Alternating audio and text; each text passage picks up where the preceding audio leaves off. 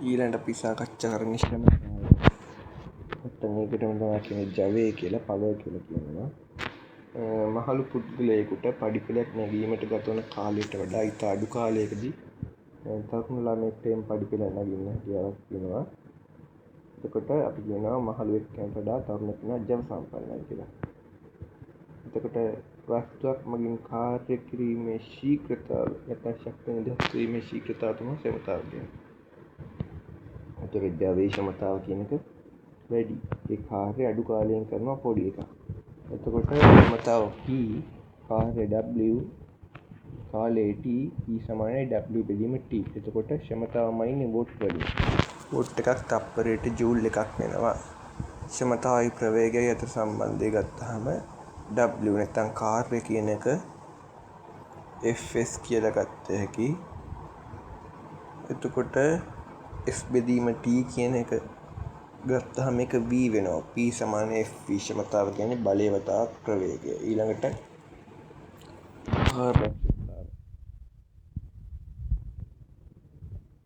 කිසියම් යන්ත්‍රයකට සැපෙන මුළු ජවයම යාන්ත්‍රය මගින් ප්‍රයෝජනවත් ජවය බවට පරිවර්තනය කරවා ගන්න අපහසුයි. එම ශක්තියෙන් කොටසක් වෙනත් ශක්තියක තාපය, ශබ්දය වගේ ශක්තියින් වලට යනවා. එතකොට ඒ ශක්තිය අපතේ යනවා. ඒතර කාර්යක්ෂමතාව කියන්නේ ශ්‍රමතා ප්‍රදානය. අපි දෙන එක ප්‍රයෝජනවත් එක. අපිට අවුට්පුට් එකක් ඵලදායි දෙකට ගන්න පුළුවන් එක ලවයට දානවා. ඒක 100%න් වැඩි කරනවා.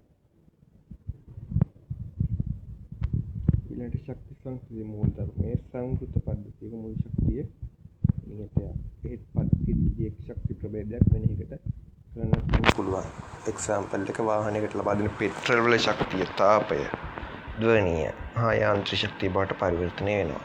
ශක්තිය විනාශ වෙන්නේ නැහැ. ජල විදුලි බලාගාරවල ඉහළ සිට පහළට ජලය වැටීමේදී හානි වන විභව ශක්තිය ටර්බයිනයේ චාලක ශක්තිය බවට පරිවර්තනය වෙනවා. එතකොට ඒ තෝරණය කරගෙන සුළං පෙත්ත එය විද්‍යුත් ශක්තිය බවට ඩයිනමෝ බගින් පරිවර්තනය කරනවා.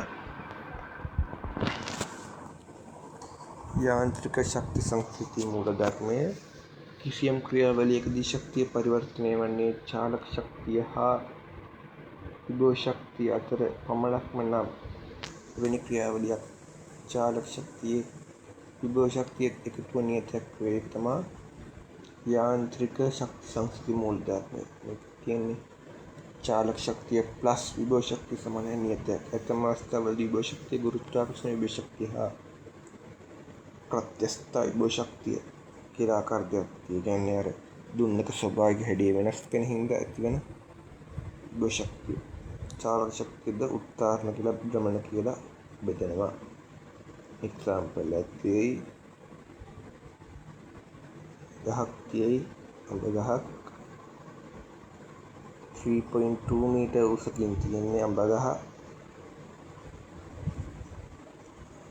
ඒ අඹ ගෙඩිය නටුවෙන් ගිලිහිලා නිශ්චලතාවය ආරම්භක බිඳුවයි ගමන් ආරම්භනවා. අඹ ගෙඩිය බිමට වැටෙන වේගය යනවා. වාත ප්‍රතිරෝධය සලකන්න එපා කියනවා. උස මාක් කරලා තිය ආරම්භක අවස්ථාව ඒ අවසාන අවස්ථාව B. එතකොට මේ ඉහළ තියෙද්දි ඒකට විභව ශක්තියක් තියෙයි. ඒක පහළදී චාලක ශක්තිය බවට පත් වෙනවා. ඒ අවස්ථාවේ විභව ශක්ති ශුන්‍ය මට්ටම පොළොව කියලා ගන්නවා. එතකොට අපි යාන්ත්‍රික ශක්තිය මූලධර්මය දානවා. A පිහිටීමේදී චාලක ශක්තිය ප්ලස් විභව ශක්තිය සමානයි. B පිහිටීමේදී ඒ දෙක එකතු. එතකොට A වලදී චාලක ශක්තිය නැහැ, නිශ්චලයිනේ. ධන mgh සමානයි B වලදී අඹ ගෙඩියේ චාලක ශක්තිය භාගයක් m වර්ගය ධන විභව ශක්තිය කොච්චරද? බිඳුවක්. ඔය අපි විභව ශක්ති ශුන්‍ය මට්ටම කියලා කලකේ පොළොවනේ. එතකොට අපිට හොයන්න ඕනේ B නේ. එතකොට m වලට m කැපෙනවා. ඒතර අඹ ගෙඩියේ ස්කන්ධය අවශ්‍ය වෙන්නේ නැහැ. එතකොට G කියන්නේ 10h3.2යි භාගයක්. එතකොට V වලට එන්නේ 8ක්.